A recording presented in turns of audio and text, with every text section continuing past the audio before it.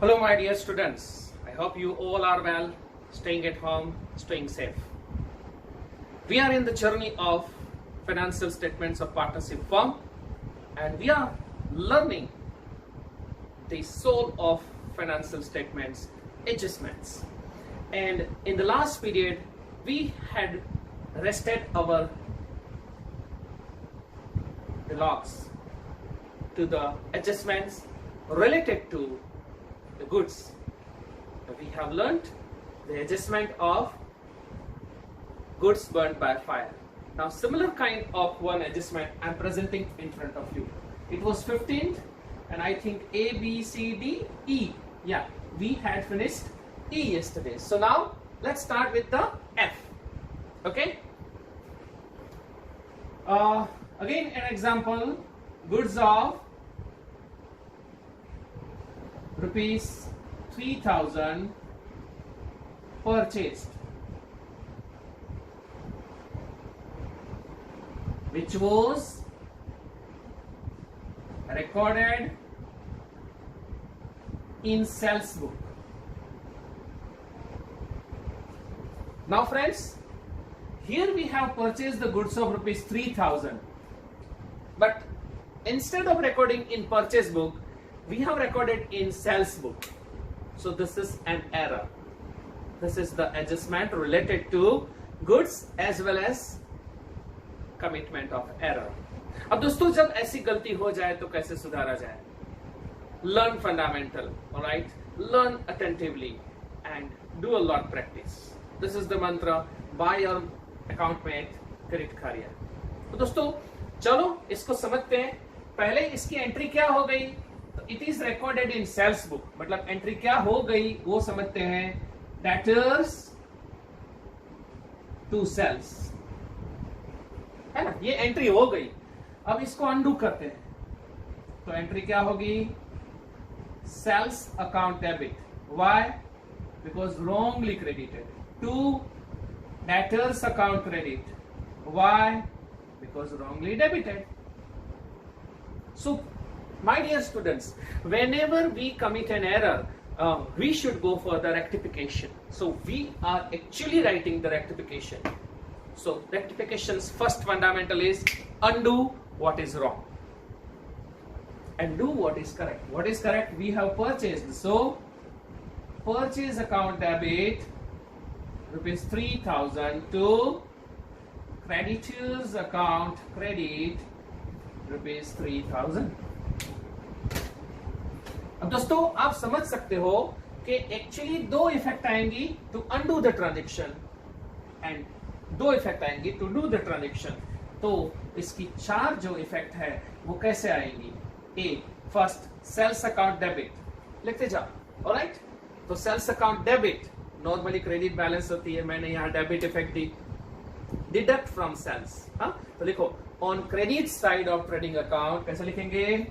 On credit side of trading account deduct from sales. ये first effect. फिर second effect to debtors account credit. तो on asset side of balance sheet deduct from debtors. Okay.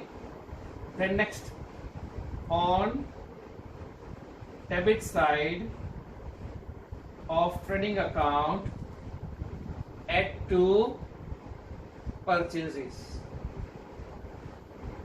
And last, on liability side of balance sheet, add to creditors. अगर इसको हमने fundamentally समझा तो ये आसान है, अदरवाइज ये चार इफेक्ट मगब करना बहुत मुश्किल है. लिख लो फटाफट.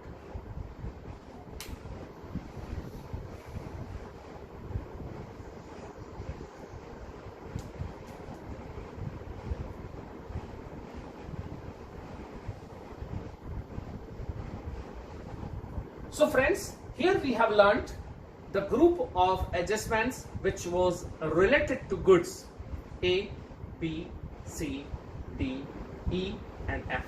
इसके वैसे बहुत है, जैसे हमने फायर वाला लिया, ऐसे ही अगर एक टॉपिक और लें, goods of ₹3,000 withdrawn by a partner Ram which is not recorded.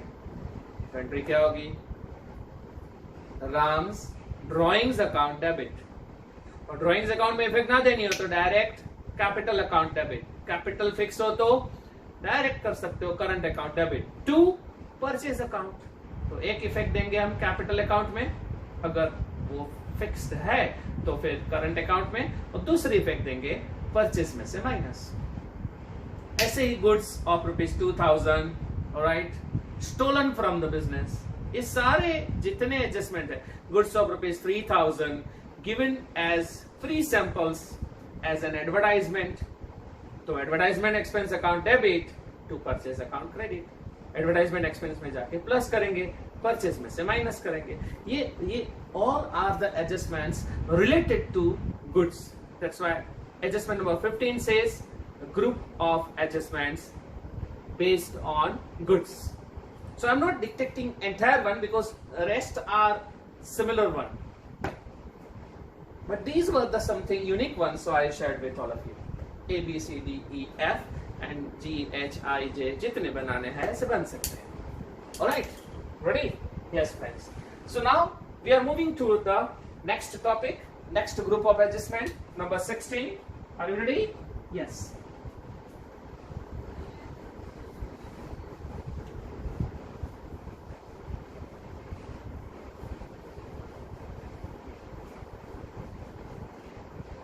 Now friends, we are discussing about the topic number 16, implied adjustments.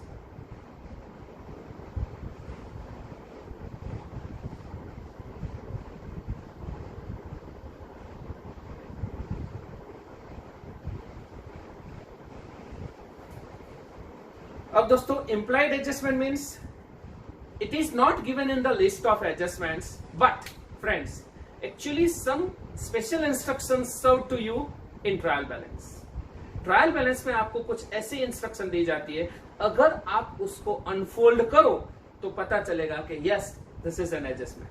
दोस्तों, ऐसे चंद एडजस्टमेंट्स मैं आपके सामने इस पीरियड में पेश कर रहा हूं, आशा रखता हूं आप बहुत ध्यान से समझेंगे उसको। First one, as this is a group adjustment. दोस्तों, यहां मैं एवरी टाइम आपको ट्रायल बैलेंस पेश करूंगा। सो ट्रायल बैलेंस 31,370 ऐसे समझ लो, this is trial balance as on 31,370। ठीक है, करेक्ट, ओके। नाउ फ्रेंड्स, यहां पे मैंने एक दिया हुआ है आपको सैलरी, इट इज 1,10,000। आप कहोगे sir it is an expense close to profit and loss account, you are correct. अब दोस्तों, यहां हमारी सैलरी है 1,10,000 रुपीज, ओके, और ब्रैकेट में ऐसे दिया है, ओके, ₹10,000 पर मंथ। अब दोस्तों, अगर हम ब्रैकेट में जो इंस्ट्रक्शन दी है ₹10,000 पर मंथ, तो साल के 12 months are there, so 1,20,000 should be the actual salary, but हमारे यहाँ दी है 1,10,000, इसका मतलब सैलरी पेड 1,10,000, तो इसका मतलब क्या हुआ, remaining 10,000 that is of last month is unpaid salary. ये इस ब्रैकेट में दिए गए 1, 2 and 3 वर्ड्स का इंटरप्रिटेशन हुआ, that's why it's called implied adjustment. कई बंदे उसको साइलेंट एडजस्टमेंट भी बोलते हैं, थोड़े खतरनाक रहते हैं, बट हम उसको पहले ही समझ लेते हैं। इसलिए जैसे ही टेक्स्ट बुक में वो आएगा, this instruction will be for a ball like a football, it's not like a ball of table tennis. हमको वो स्मॉल इंस्ट्रक्शन बहुत इमीडिएटली बड़ी हो जाएगी, या here we have to do something, यहां हमें कुछ करना है।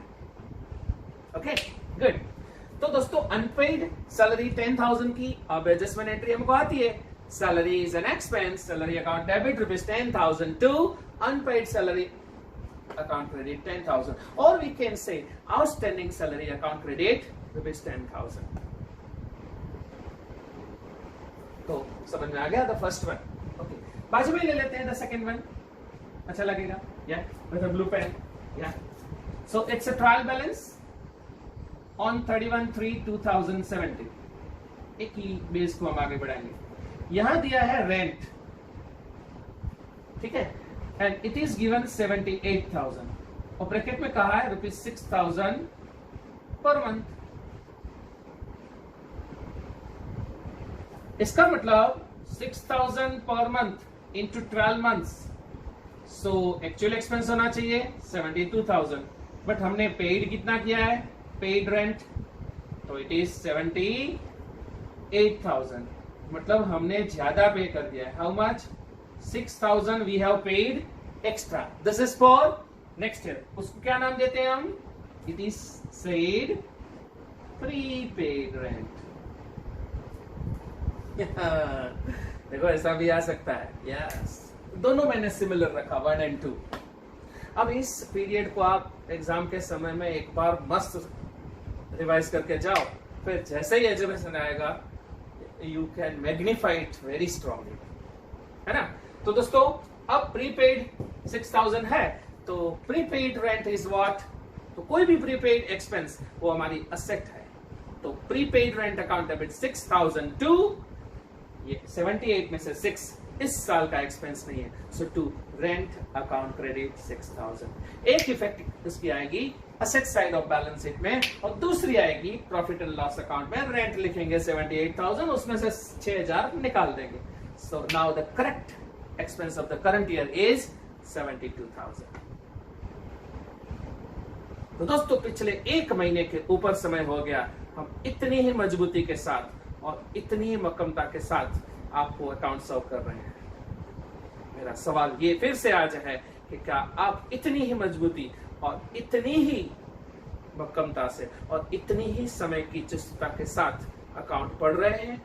मुझे बहुत अच्छा लगेगा अगर आपके प्रतिभाव मुझे मिले तो दोस्तों ये दो एडजस्टमेंट्स आज अभी इस स्क्रीन में आप देख रहे हैं. अब नेक्स्ट हम 3 और 4 आपके सामने प्रेजेंट कर रहे हैं. So slides, yes friends. So we are learning the group of adjustment based on implied adjustments in our period number 9. The third one.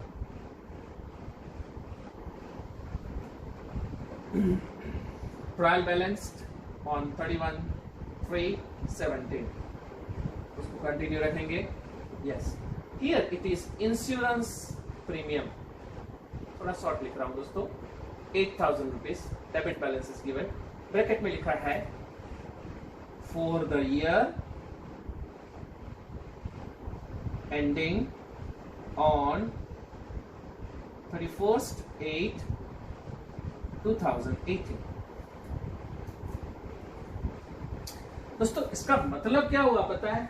बस वो समझना वही है कि ब्रैकेट में जो एक छोटी सी इंस्ट्रक्शन दिए, how can we magnify it. इसका मतलब ये हुआ कि ये जो 8,000 रुपया है, ठीक है, उसकी मुद्दत यानी इसका पीरियड 31/8 को फिनिश हो रहा है और हमारा पीरियड 31 मार्च को फिनिश हो रहा है. 8 - 3 यानी 5 मंथ्स का एक्सपेंस हमने एडवांस पे कर दिया है, because this 5 months falls in the next financial year. Understood? Yes. अब 5 महीने का प्रीमियम कितना होता है? तो ये 8,000 12 महीने का प्रीमियम है, तो प्रीपेड प्रीमियम हमें मिलेगा 8,000 इंटू 5/12. ठीक है. तो दोस्तों अगर हम इसको जरा कर लें, 8,000 इंटू 5/12, मुझे जरा कैलकुलेटर की सपोर्ट रहेगी. Just give me a minute. So it is 8,000 into 5 and divided by 12. So friends, it's 3,333.3333. This much rupees is what our prepaid insurance premium. ऐसे आ सकता है मेरे सम्स में, है ना? तो अभी 8,000 का जो एक्सपेंस हमें ट्रायल बैलेंस में दिखा रहा है, because we paid in this current year, but उसमें से 3,333 का एक्सपेंस तो इस साल का है ही नहीं। तो प्रीपेड एक्सपेंस की अभी हमने एंट्री की थी, बोलिए फटाफट। Yes, prepaid insurance premium account debit ₹3,333 to insurance premium account credit ₹3,333। ठीक है ना?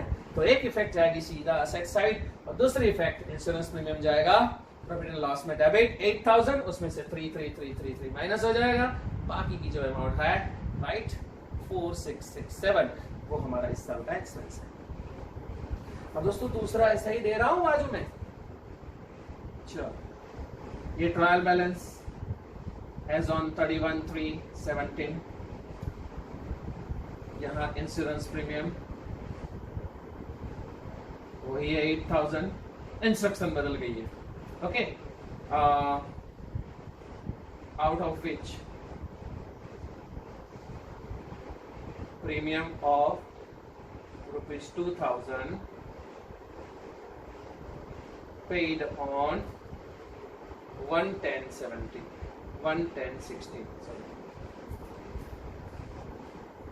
देखो इंस्ट्रक्शन बदल गई। 1 मिनट दे रहा हूं इसको सॉल्व करने के लिए। Let's try, you try, then I will definitely solve it.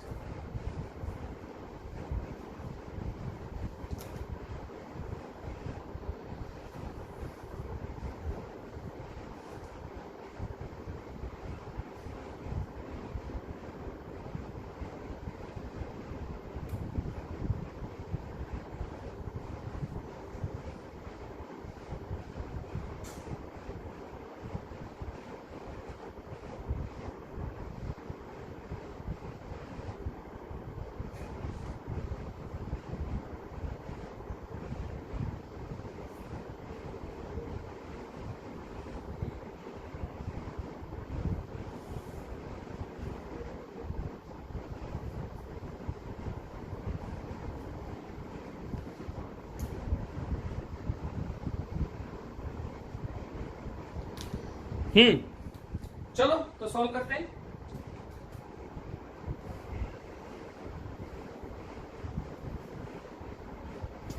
देखो दोस्तों 8,000 का जो टोटल प्रीमियम दिया ना, उसमें से एक प्रीमियम है out of which premium of 2,000। Problem 2,000 में है, बिकॉज ये 2,000 का प्रीमियम हमने भरा है 1/10/16 को। 1/10/16 को भरा है, तो फिनिश कब होगा ये देखना है। Paid on 110/16, so it is expiring on 30th/9/17। आपको वो देखना है वो कब पूरा हो रहा है। बाकी के 6,000 में नो प्रॉब्लम, मतलब इसमें कुछ नहीं करना, ये तो हमारे साल का ही एक्सपेंस है। तो 30th/9 को ये 2,000 की जो मुद्दत है, जो पीरियड है, वो पूरा हो रहा है, और हमारा साल पूरा हो रहा है 31st/3/17। 9 - 3 यानी 6 मंथ्स का इंश्योरेंस प्रीमियम हमने एडवांस पे किया है। तो प्रीपेड कैसे फाइंड करेंगे पता है? नॉर्मल बच्चे प्रीपेड ऐसे फाइंड करेंगे 8,000 × 6/12। आधे लोग को तो ये समझ में ही नहीं आएगा 110/16 क्या है। मान लो समझ आ गया तो वो ऐसे करके आएंगे 8,000 × 6/12, and this is exclusively wrong. क्यों? आपको प्रीपेड फाइंड करने के लिए आपको ऐसा करना पड़ेगा, prepaid insurance premium is equal to 2,000, because problem ये 2,000 के प्रीमियम में है। तो 2,000 × 6/12 दैट इज 1,000 रुपीज। तो आधे लोग तो इस इंस्ट्रक्शन को समझ नहीं पाएंगे, अगर समझ पाए तो वो 8,000 को लेकर करके आएंगे, because they are always in haste. Final account का सम वैसे भी लास्ट में ही होता है, सेक्शन ई। बट दिमाग चुस्त रखना पड़ेगा, दुरुस्त रखना पड़ेगा। तो जब भी कोई काम करो ना, एकदम ध्यान से करो। ऑलराइट, तो एक रस्सी हम सबको लगानी है ऐप के अंदर, जिसको मैं बार बार कहता हूं वो रस्सी है अक्यूरेसी है ना, एक रस्सी लगानी अक्यूरेसी की। तो अक्यूरेसी डेवलप होगी ऐसे प्रैक्टिस से, ऐसे फंडामेंटल अकाउंट पढ़ने से, ऐसे एक्सपीरियंस टीचर्स के पास से ज्ञान लेने से। I'm sure friends you might be and must be delighted to learn the way I'm explaining and presenting the entire content in front of you. This is just my humble effort. Okay, so friends, समझ में आ गया? ये आया हमारा prepaid insurance premium 1000। दोनों insurance premium के based हैं, but एक में फर्क है, दूसरे में कंप्लीट इंस्ट्रक्शन सिर्फ ब्रैकेट के बदल देंगे। ओके, तो दोस्तों इसको जल्दी से आप लिख लो, मैं इसको इरेज कर रहा हूं स्लोली एंड ग्रेजुअली। हम देख रहे हैं इम्प्लाइड एडजस्टमेंट्स, और उसमें हमने 4 एडजस्टमेंट अभी तक ले लिए हैं। अब आगे बढ़े 5th वन तक।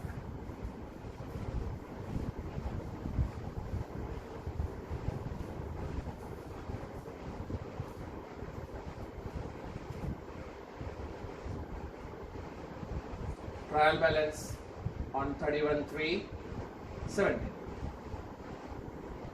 फ्रेंड्स यहां लिखा है लीज होल्ड बिल्डिंग, प्रॉपर्टी का नाम है बिल्डिंग, और यहां लिखा है 60,000, और यहां लिखा है from 1414 for 5 years. Now friends, I am sure that you might be aware about leasehold properties. Friends, leasehold properties means what? Leasehold properties means the property which is for a limited period. We have the right to consume it, we don't have the right of ownership. हमें मालिकाना अधिकार नहीं मिला है, हमें सिर्फ उसका उपभोग करने का अधिकार मिला है। ऐसी प्रॉपर्टीज को हम लीज होल्ड प्रॉपर्टीज कहते हैं। और ब्रैकेट में इंस्ट्रक्शन है, उसके ऊपर से हमें उसकी डेप्रिसिएशन फाइंड करनी है। How we find depreciation on, this is annual depreciation.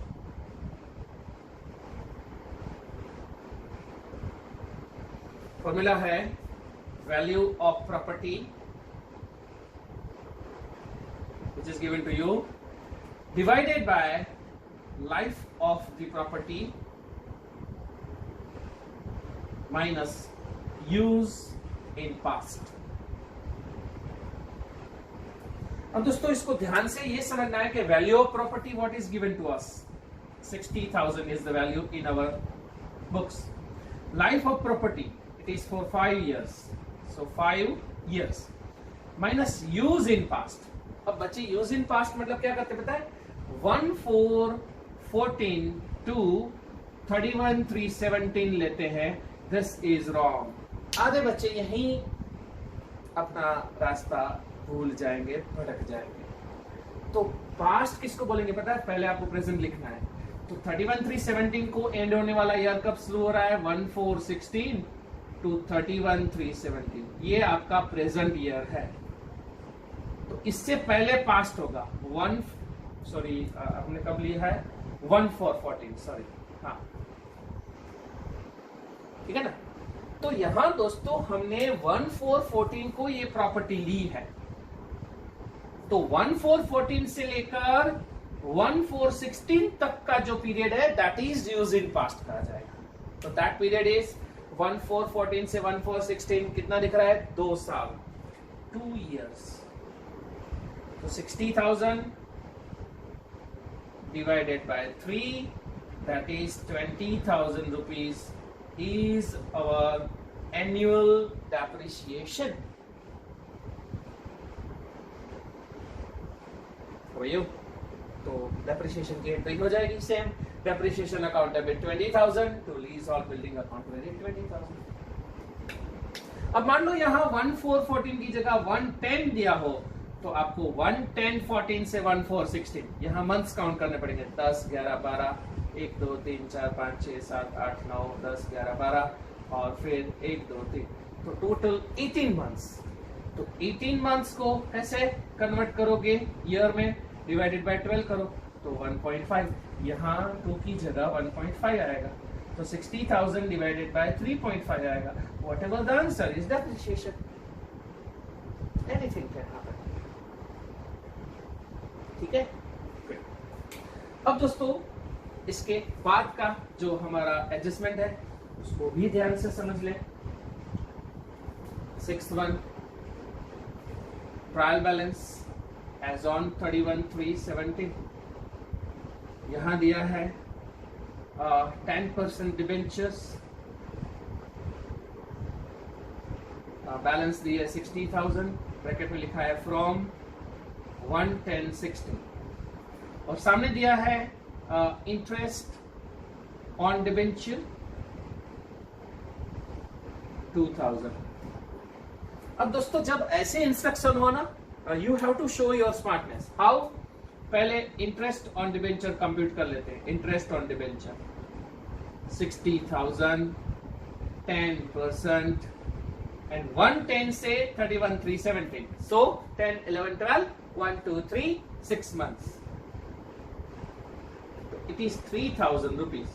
मतलब हमारा इंटरेस्ट ऑन डिबेंचर 3,000 होना चाहिए एंड रिसीव्ड इंटरेस्ट कंपेयर करें, it is rupees 2,000. It means 1,000 is outstanding और वी कैन से रिसीवेबल. दोनों कह सकते हैं. तो 1,000 interest on debenture is receivable our asset. So interest on debenture receivable account debit rupees 1,000 to interest on debenture account credit 1,000. एक effect asset side, एक effect interest on debenture में 1,000 plus. कैसा लग रहा है दोस्तों? अच्छा लग रहा है? That is the greatness of fundamental learning.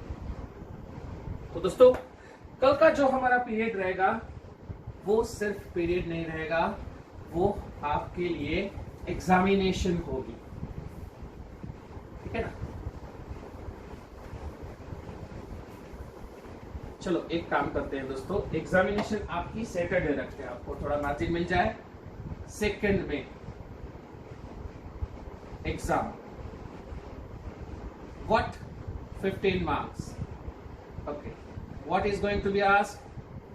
So here 8 marks of MCQ and 7 marks of VSQ. अब तक हमने क्या पढ़ा? Trading account, profit and loss account, profit and loss appropriation account, partners capital account, partners current account, balance sheet और and इतने सारे adjustments.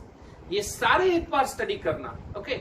और आपको चाहिए तो आप बोलना, मैं सारे पीरियड्स का एक प्लेलिस्ट बना के आपके साथ शेयर कर दूंगा. व्हाट्सएप मेरा जो नंबर है, फोन नंबर 9825225666 सेव कर लें किरीट सर के नाम से.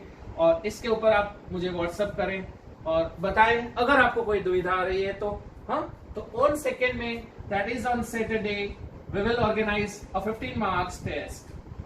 8 marks MCQ, 7 mark VSQ. और कल के पीरियड में आपको 10 बजे तक मुझे आपके जितने भी डाउट्स हैं, ओके, वो मुझे शेयर करना है. अगर डाउट्स नहीं है तो मैं अपने, मेरे पास तो जर्नी है, आई विल कंटिन्यू. क्योंकि एडजस्टमेंट्स लाइक द ओशन है ना, वो समंदर की तरह है, महासागर की तरह है. बहुत सारे हैं, जितने करें इतने कम है.